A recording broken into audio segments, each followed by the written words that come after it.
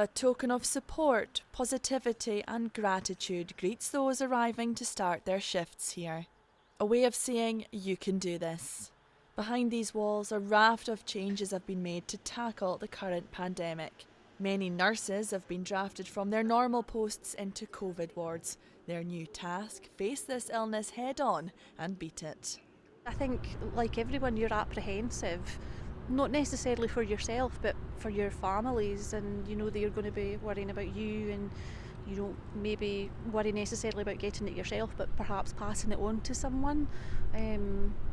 But it's our job at the end of the day to give the best care we can, so just have to kind of roll with it. We had the opportunity to volunteer, to go and support patients and staff, and 4 of my colleagues came out to help support in COVID 1, 2 and 3. We were obviously anxious to begin with because it's completely new. I normally work as a desk job, but really pleased to join a fantastic team and support the patients and staff. Your families are worrying for you at home, you're worrying for them as well, and but it's, I think, just trying to support everybody, so supporting your staff to try and alleviate their worries, and your families at home as well. And we've got staff coming from all areas of the hospital with different backgrounds, and it's made me feel really quite proud. As a charge nurse in a short time, 2 weeks, I feel like I've already managed to establish that team, and they're working really well together to give the patients the best outcome that we possibly can. As well as helping patients to physically recover, providing emotional support is a massive part of the job. It's quite isolating for them being, in a room with not really anybody to speak to, and I think a lot of them are quite lonely. Obviously they don't see their families, so it's important, I think, to take that time out to spend a bit of time with them so they don't feel kind of isolated and alone. And it's difficult with people's loved ones because you obviously want to reassure them that our patients are being looked after really well and they're receiving the best care, and it's very difficult because they can't come in and visit them, so they don't see them with their own eyes. So it's hard to explain to them that actually their loved one's okay, we're looking after them, they're fine, they're having a cup of tea, and trying to make them feel as reassured as we possibly can. And though it can be tough, of course the work does have its rewarding moments.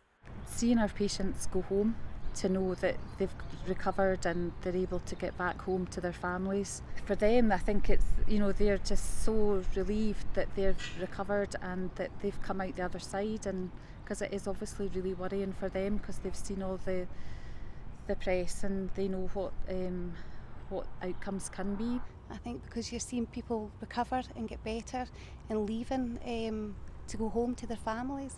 What's that like? Well, it's fantastic.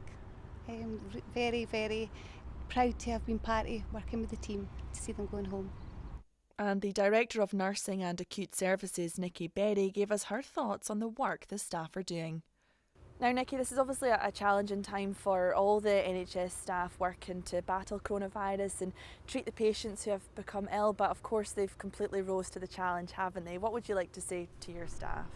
I just want to say thank you to all the staff. We have 3,500 staff in NHS Borders, and that's across all our hospitals, our community nurses, our mental health and learning disability, our GPs, our corporate services, our estate staff, and every single one of them have rose and are still rising to the occasion. They are a testament to themselves, to their families, and to the Borders and to the organisation.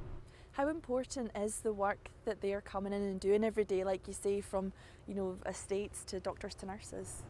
It's really important because what it's done is it's made us, it's helped us prepare.